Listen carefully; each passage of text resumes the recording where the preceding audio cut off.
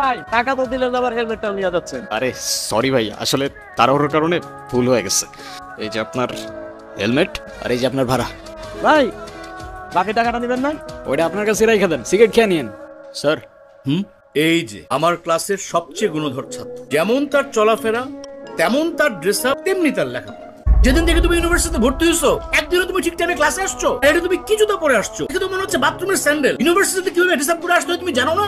আসলে স্যার এক্সামের জন্য লেট হয়ে যাচ্ছিল, তো তাই আসার সময় পায়ের সামনে যেটা পাইছি ওটা পরে চলে আসছি। আমি আসলে চাই না আমার এক্সামের কোনো ক্ষতি হোক। যেই না আমার ছাত্র, শোনো তোমার মুখে এসব কথা মানায় না। নাও খাতা দিলাম, প্রশ্ন দিলাম, ওই যে ওই চেয়ারে বসে চুপচাপ পরীক্ষা দিও। যদি কোনো রকম নকল করার চেষ্টা করো, উল্টা পাল্টা কোনো কিছু করার চেষ্টা করো, আই উইল পানিশ ইউ।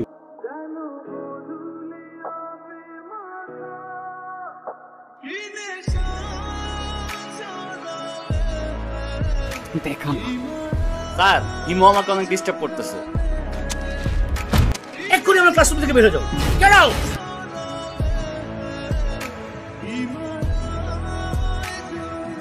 ওই শুভ্র দাঁড়া। কিরে সমস্যা কি? ডাকি শুনুস না বাড়ছে? আজকে এক্সামের মধ্যে দেখাইতে বললাম, কি করলি তুই? আমরা এক ক্লাসে পড়ি, ডাক দিস একটু দেখাবি না? বললি উল্টা স্যারে বলে দিলি। ও তোমাকে কেন দেখাবে? তোমার নিজের কি ব্রেন নাই? তোমার কি জ্ঞান বুদ্ধি কিচ্ছু নাই? তুমি বাসা থেকে পড়াশোনা করে আসতে পারো না? তুমি চুপ থাকো, আমি তোমার সাথে কথা বলতেছি। তুই বাসার থেকে লেখাপড়া করে আসতে পারস না? তুই কিন্তু মুখে মুখে কথা বলতেছিস। হ্যাঁ করতেছি তো, কি হইছে? কি করবি তুই? আরে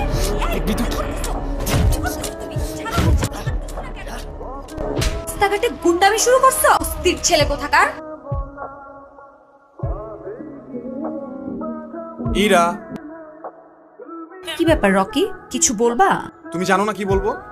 শোনো, তোমাকে আগেও বলছি, এখন আবার বলছি, তোমাকে আমি পছন্দ করি না আর কোনোদিন করবো না। ইরা, তুমি কি ভেবে বলছো? তুমি জানো এর পরিণাম কি হতে পারে? এর পরিণাম কি হতে পারে মানে? আরে কি রকি?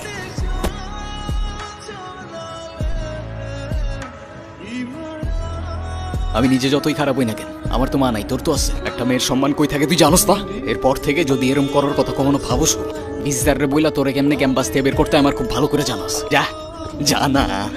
ধন্যবাদ তোমাকে। ধন্যবাদ দেওয়া লাগবে না, তোমার জন্য আসি নাই আমি। আমার বাবা আমারে শিখাইছে মেয়েদের কেমনে সম্মান করতে হয়, তাহলে সেদিন তুমি চর মারার পরও চুপ থাকতাম না।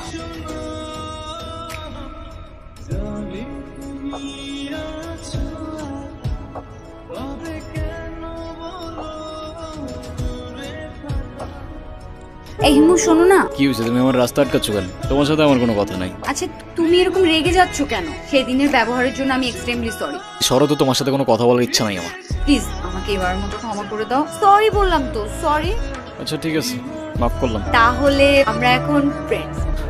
আচ্ছা ফ্রেন্ডস। তুমি আজকে আমাকে সারাদিন নিয়ে ঘুরবে, ঠিক আছে? তোমায় নিয়ে ঘুরতে আমার কোনো প্রবলেম নেই, কিন্তু আমার একটা শর্ত আছে।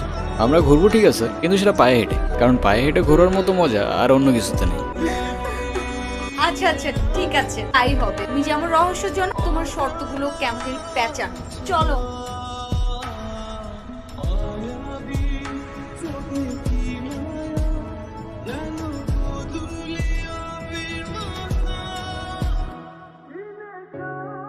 কি ব্যাপার, এত সকাল সকাল কল দিছো কেন? কি এটা এত সকাল? সকালে কোনোদিন ঘুম থেকে উঠেছেন আপনি? উঠলে বুঝতেন এটা এত সকাল না, সকাল 9টা বাজে। 10টার দিকে আমাদের ক্লাস শুরু হয়ে যায়। আরে আমি কখনো টাইম মতো ক্লাসে গেছি নাকি? সেটাই, সময় মতো ক্লাসে যাননি, কিন্তু এখন থেকে প্রত্যেকটা দিনই সময় মতো ক্লাসে যাবেন, আমি বলেছি তাই।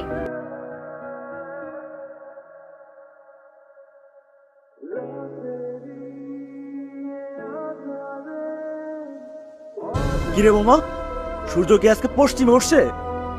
আমি তো কিচ্ছু বুঝতেছি না।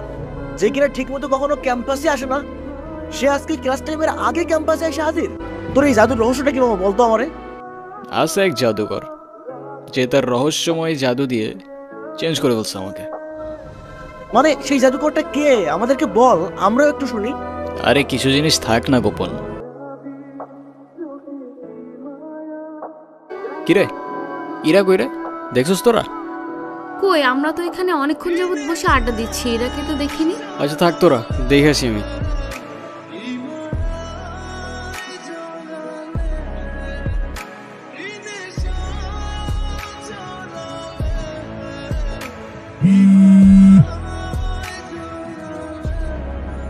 হ্যালো হিমু। আমি এতদিন তোমাকে কতগুলো কল দিছি, কল ধরো নাই কেন? কি হয়েছে তোমার? আরে তোমাকে আমি সব বলবো। তোমাকে একটা গুড নিউজ দেওয়ার আছে। আগামীকাল সন্ধ্যায় দেখা করতে পারবে? হ্যাঁ পারবো। আমারও তোমাকে অনেকগুলো কথা বলার আছে। তুমি না বললা কি একটা গুড নিউজ আছে, ওটা বলো। আছে একটা কারণ। শেষ কথাটা না হয় শেষেই বললাম। শেষের কথা মানে বুঝলাম না। তোমার বুঝতে হবে না, বলো তুমি যেটা বলতে চেয়েছিলে বলো। আমি তোমাকে ভালোবাসি ইরা। ভালোবাসি মানে? আমি তোমাকে আমার ফ্রেন্ড ছাড়া কখনোই কিছু ভাবিনি। আরে আমরা একসাথে ঘুরতাম, আমরা অনেক বেশি ফ্রি ছিলাম। এটা না যে আমি তোমাকে ভালোবাসতাম। তাছাড়া আমার বিয়ে ঠিক হয়ে গেছে, আর এই কথাটাই আমি তোমাকে বলতে এসেছি। আমাদের আর কোনোদিন দেখা হবে না, এটাই আমাদের শেষ দেখা। ভালো থেকো।